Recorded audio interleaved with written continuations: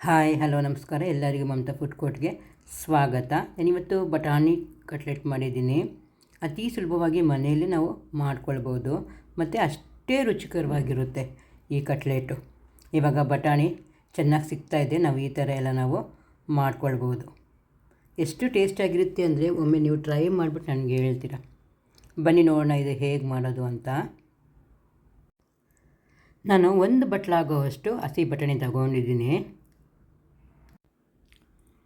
ಮತ್ತು ಇದಕ್ಕೆ 1 ಗಡ್ಡೆಯಷ್ಟು ಬೆಳ್ಳುಳ್ಳಿ ತೊಗೊಂಡಿದ್ದೀನಿ. ಚಿಕ್ಕ ಗಡ್ಡೆ ಬೆಳ್ಳುಳ್ಳಿ ತೊಗೊಂಡಿದ್ದೀನಿ ಮತ್ತು ಒಂದು 4 ಹಸಿಮೆಣಸಿನಕಾಯಿ ತೊಗೊಂಡಿದ್ದೀನಿ ಮತ್ತು ಕೊತ್ತಂಬರಿ ಸೊಪ್ಪು ಒಂದು ಅರ್ಧ ಹಿಡಿಯಷ್ಟು ಕೊತ್ತಂಬರಿ ಸೊಪ್ಪು ತೊಗೊಂಡಿದ್ದೀನಿ. ಶುಂಠಿ ಒಂದು ಅರ್ಧ ಇಂಚು. ಇಷ್ಟು ನಾವು ತರಿಯಾಗಿ ರುಬ್ಕೋಬೇಕಾಗುತ್ತೆ. ನೀರೇನು ಹಾಕಬೇಡಿ, ಹಾಗೆ ತರಿಯಾಗಿ ರುಬ್ಕೋಬೇಕು. ಈಗ ನಾನು ಜಾರಿಗೆ ಇದೆಲ್ಲ ಹಾಕ್ಕೊಂಡು ರುಬ್ಕೊಳ್ತೀನಿ. ಇದಕ್ಕೆ ರುಚಿಗೆ ತಕ್ಕಷ್ಟು ಉಪ್ಪು ಕೂಡ ಹಾಕ್ಕೊಳ್ಳೋಣ. ಹಾಕ್ಕೊಂಡೀಗ ಪೌಡ್ರ್ ಟೈಪಾಗಿ ಮಿಕ್ಸಿ ಆನ್ ಮಾಡೋಣ. ಆನ್ ಆಫ್ ಮಾಡಿದರೆ ಅದು ಈ ಥರ ಆಗುತ್ತೆ. ಈ ಥರ ರುಬ್ಕೋಬೇಕು. ಈಗ ಬಟಾಣಿ ಕೂಡ ಅಷ್ಟೇ, ಬಟಾಣಿ ನುಣ್ಣಗೆ ರುಬ್ಬಾರ್ದು. ಬಟಾಣಿ ಕೂಡ ಹಾಕಿ ತರಿಯಾಗಿ ನಾವು ರುಬ್ಕೋಬೇಕು. ಬರೀ ಆನ್ ಆಫ್ ಮಾಡಿದ್ರೆ ಸಾಕು, ಅದು ಈ ಥರ ಆಗಿಬಿಡುತ್ತೆ. ನೋಡಿ, ತರಿಯಾಗಿ ನಾವು ರುಬ್ಕೋಬೇಕು ಅಷ್ಟೇ. ಇದೊಂದು ಪ್ಲೇಟ್ಗೆ ಹಾಕ್ಕೊಳ್ಳೋಣ. ಉಳಿದಿರೋ ಬಟಾಣಿ ಕೂಡ ಹಾಗೆ ನಾನು ತರಿಯಾಗಿ ರುಬ್ಕೊಂಡು ಬರ್ತೀನಿ. ನೋಡಿ, ಇದು ಸಹ ಹಾಗೆ ನಾವು ತರಿಯಾಗಿ ರುಬ್ಕೋಬೇಕು. ನಾನು ಸ್ಟವ್ ಅಂಟಿಸಿ ಒಂದು ಕಡಾಯಿ ಇಟ್ಟಿದ್ದೀನಿ. ಕಡಾಯಿಗೆ ಒಂದು 4 ಸ್ಪೂನಷ್ಟು ಎಣ್ಣೆ ಹಾಕ್ಕೊಳ್ಳೋಣ.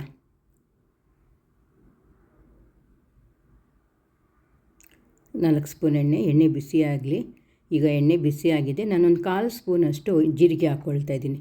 ಜೀರಿಗೆ ಹಾಕ್ಕೊಂಡು ಹಾಗೆ ಈರುಳ್ಳಿ ಕೂಡ ಹಾಕ್ಕೊಳ್ತಾ ಇದ್ದೀನಿ.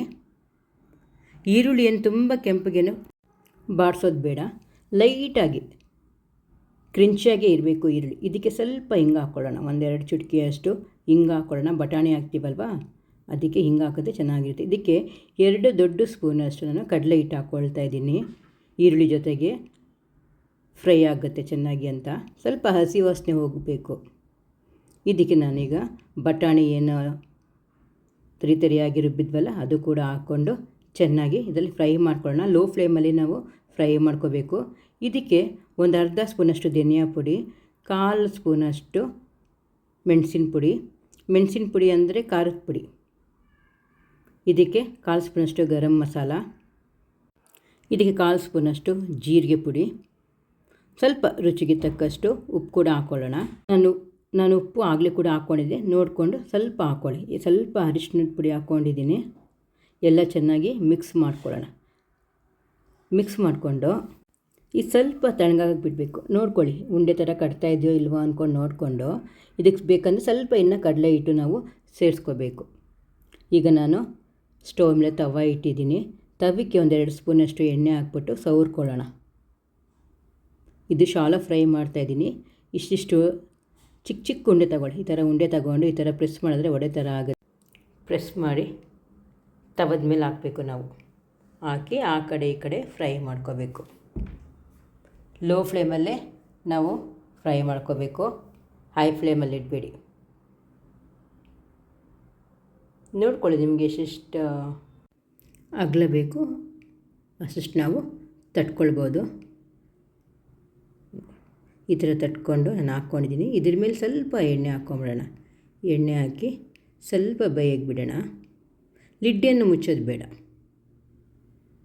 ನೋಡಿ, ಈ ಥರ ತಿರುಗಿಸ್ಬೇಕು.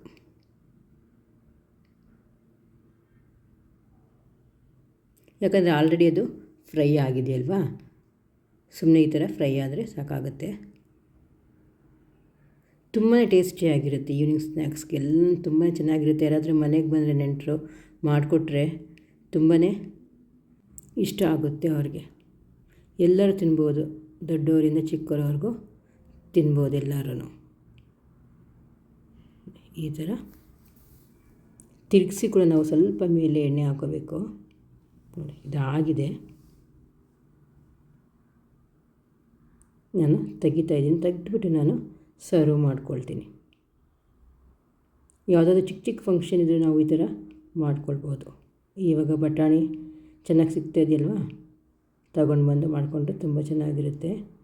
ಈ ಬಟಾಣಿ ಕಟ್ಲೆಟ್ ನಿಮಗೆ ಇಷ್ಟ ಆದಲ್ಲಿ ಪ್ಲೀಸ್ ಲೈಕ್ ಆ್ಯಂಡ್ ಶೇರ್ ಮಾಡಿ, ಸಬ್ಸ್ಕ್ರೈಬ್ ಕೂಡ ಮಾಡಿ.